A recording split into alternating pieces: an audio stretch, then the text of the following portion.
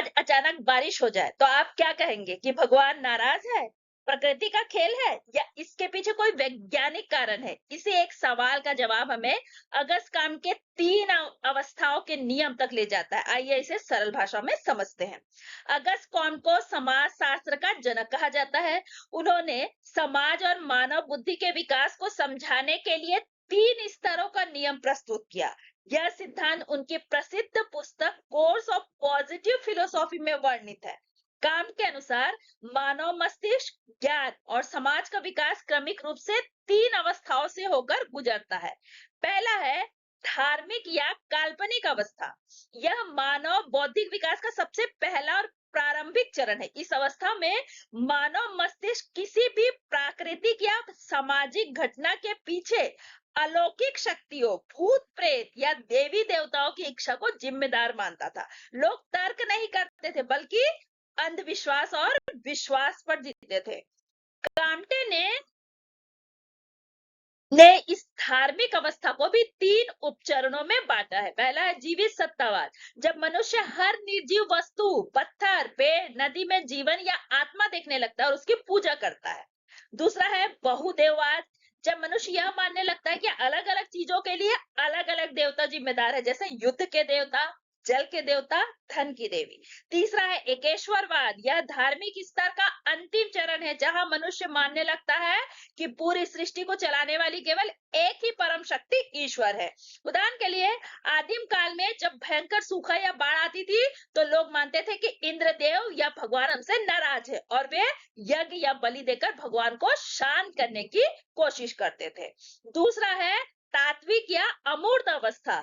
यह एक संक्रमणकालीन अवस्था है जो धार्मिक और वैज्ञानिक स्तर के बीच का पुल है। मतलब यह 2 अवस्थाओं के बीच का बदलाव या पुल है।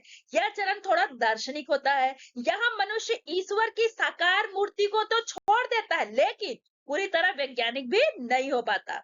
वह मानता है कि दुनिया को कोई अमूर्त या निराकार शक्ति चला रही है। इस काल में तर्क का सहारा लेते हैं। उदाहरण के लिए इस अवस्था में यदि सूखा पड़ता है तो लोग भगवान का नाम न लेकर दार्शनिक रूप से कहते हैं कि यह प्रकृति का नियम है। नियति या भाग्य को यही मंजूर था। यहाँ प्रकृति या भाग्य को एक अमूर्त शक्ति बन जाती है। तीसरा है वैज्ञानिक या प्रत्यक्षवादी अवस्था। यह मानव मस्तिष्क और समाज की सबसे परिपक्व और अंतिम अवस्था है।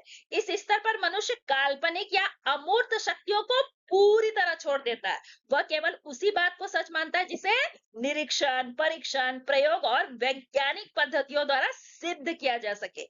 इसे ही काम का प्रत्यक्षवाद कहा जाता है। उदाहरण के लिए आधुनिक समाज में यदि सूखा या बाढ़ आती है तो वैज्ञानिक इसके पीछे का कारण ग्लोबल वार्मिंग, अनिनो प्रभाव या कम वायुदाब का क्षेत्र बताते हैं। लोग उपग्रहों से मौसम का पूर्वानुमान लगाते हैं और वैज्ञानिक तरीके से आपदा का सामना करते हैं। निष्कर्षतः अगस्त काम का 3 स्तर का नियम मानव सभ्यता के क्रमिक विकास को समझने का एक बहुत ही व्यवहारिक और तार्किक प्रयास है। यह सिद्धांत दिखाता है कि कैसे अंधविश्वास से शुरू हुआ इंसानी सफर आज विज्ञान के युग तक पहुंचा है। काम के ने इसके जरिए यह साबित किया कि समाज का अध्ययन भी भौतिक या प्राकृतिक विज्ञानों की तरह वैज्ञानिक नियमों के आधार पर किया जा सकता है, जिसने आगे चलकर समाज शास्त्र को एक स्वतंत्र विज्ञान के रूप में स्थापित किया। चलिए अब इसको एक कहानी से समझते हैं। राहुल की टाइम मशीन और बारिश का रहस्य। कल्पना कीजिए, एक दिन राहुल अपने घर की छत पर बैठा था। अचानक तेज बारिश शुरू हो गई। राहुल ने आसमान की तरफ देखा और कहा, आखिर ये बारिश होती क्यों है? तभी उसके सामने एक चमकदार टाइम मशीन आ गई। मशीन बोली, अगर जवाब जानना है तो मेरे साथ चलो। राहुल डरते डरते मशीन में बैठ गया। पहला पड़ाव धार्मिक अवस्था।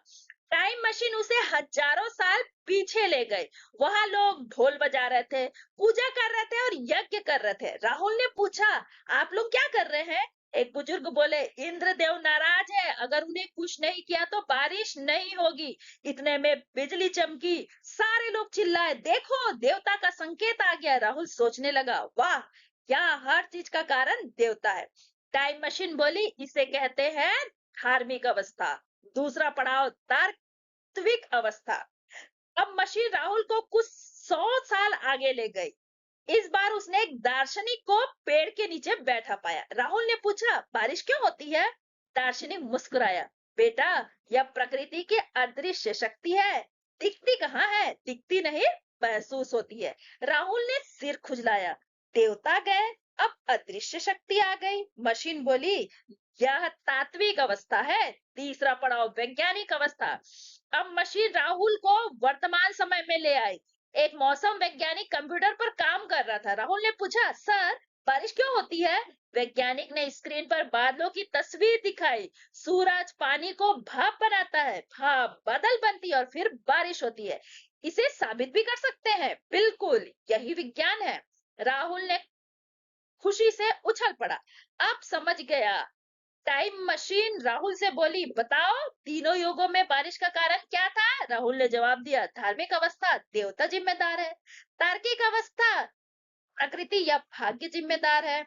वैज्ञानिक अवस्था, वैज्ञानिक कारण जिम्मेदार है। मशीन बोली, बधाई हो, तुमने आकाश काम के तीन अवस्थाओं का नियम समझ गया। और राहुल वर्तमान में लौट आया। तो अगर ये कहानी आपको पसंद आई होगी, तो इसी प्रकार का और कहानी और कॉन्सेप्ट समझने के लिए वीडियो को लाइक, शेयर और सब्सक्राइब करना ना भूलें। धन्यवाद।